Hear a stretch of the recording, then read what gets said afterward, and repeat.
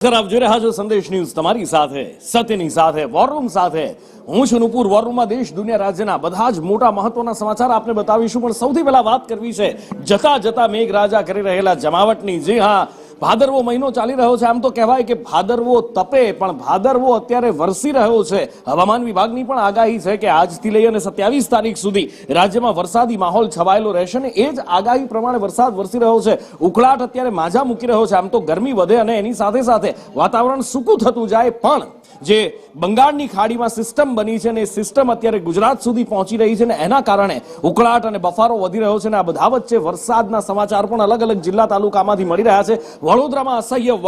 બફારા અને ઉકળાટ પછી વરસાદનું આગમન થયું છે આમ તો હવે વરસાદનું નામ પડે અને વડોદરાવાસીઓના જીવ તાળવે ચોંટી જાય છે કારણ કે જે વડોદરાવાસીઓએ ભોગવ્યું છે એમને ખબર છે પણ હળવો વરસાદ છે એટલો ભારે વરસાદ નથી ધીમી ધારનો વરસાદ વરસ્યો છે ને વાતાવરણમાં આ વરસાદ બાદ ઠંડક પ્રસરી છે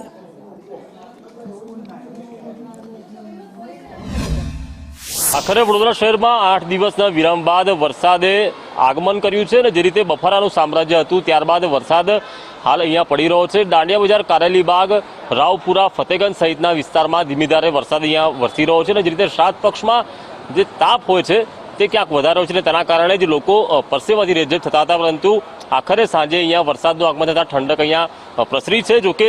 5 ઓક્ટોબર સુધી લગભગ વરસાદની આગાહી છે પરંતુ તેની વચ્ચે ક્યાંક નવરાત્રીના ખેલૈયાઓને પણ ચિંતા હતી કે તેઓ ગરબા રમી શકશે કે કેમ પરંતુ હવામાન વિભાગ કહી રહ્યું છે કે હવે ચોમાસું વિદાય લેવાનું છે અને તેની વચ્ચે વિદાય વેળાએ વરસાદે આગમન કરતા ક્યાંક પરસેવાથી જે લોકો જે હતા તેમને રાહત મળી છે કેમેરા પર્સન નિકેશ વળન સાથે કુણાલ શર્મા સંદેશ ન્યૂઝ વડોદરા।